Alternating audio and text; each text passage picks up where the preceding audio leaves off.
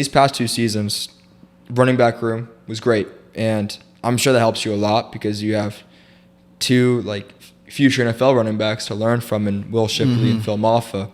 What was it like being around those 2 and learning from them, and just being around them?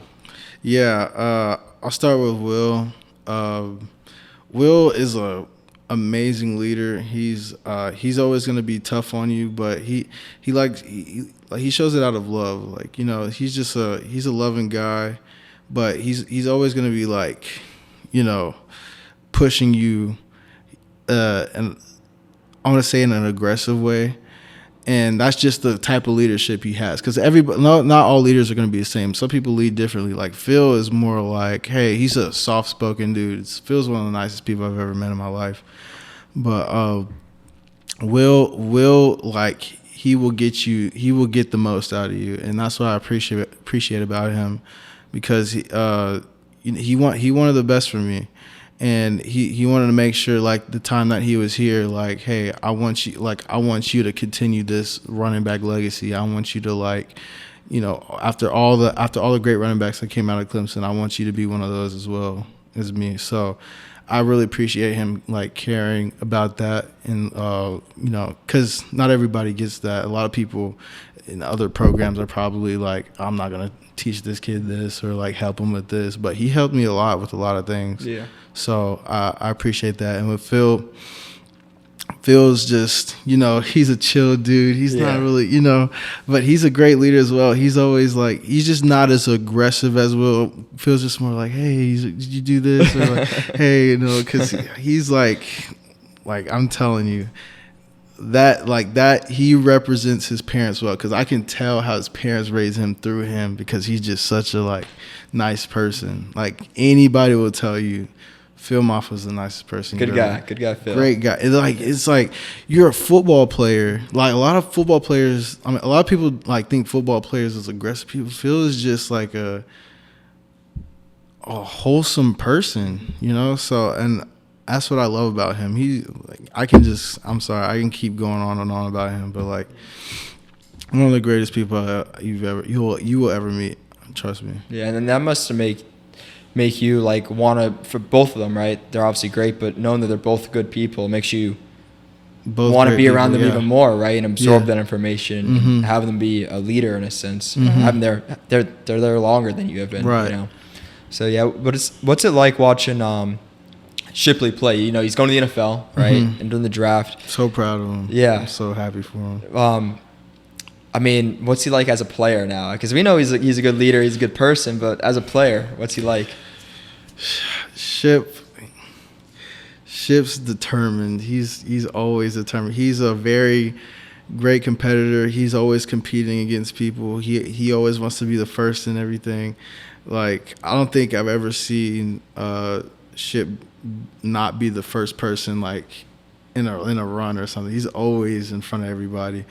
And that's, like, his mindset. He has, like, a mindset of, like, I'm not going to lose to this person, Then that's what he told me. He's like, I'm going to compete against you, but I'm not losing to you. That's what he tell you. Straight up. Yeah, he's like straight up with you. He's like, I'm not going to lose. And that's what's different about him and everybody else. And that's what's going to, carry him in the league, is his mentality, because that goes a long way. And coaches recognize that. And that's why I think he got so much respect, because he had a different mindset than everybody. He's like, I'm not going to lose to you. I don't care how big you are. I don't care, like, how fast you are.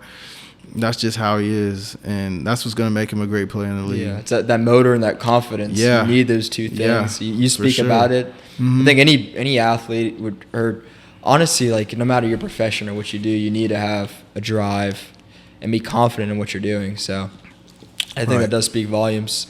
Being coached by CJ Spiller, Clemson great, NFL legend, top 10 pick, like, he's got all the accolades.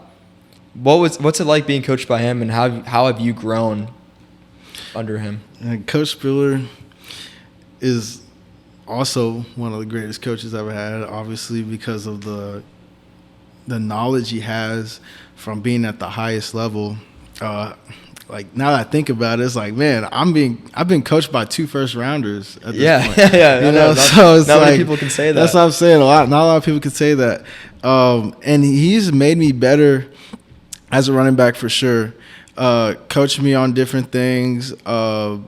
You know, whether that's learning how to look at the second and third level, not just looking at the defensive lineman. You're like playing a cat and mouse game with linebackers now. So I've been starting to learn that when I was a freshman, and now I'm kind of getting to master that now.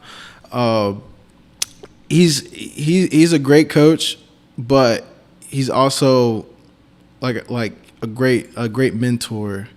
He gives daily devotions in our meeting rooms, and a lot of coaches don't do that. You know, a lot of coaches could be like, I don't really care about this, but like I said, Coach Sweeney gets great people in his program. He's not about just football. So, and Coach Bill is one of those people. He's one of those people who are like, I care about my players. I care about who I'm coaching. I want them to be great people after football. He cares about our grades more than anything. He always talks about our grades. He's like, I'm not putting you on the field if you don't have good grades. I want you to graduate. He's like, the most thing I want you to do is graduate.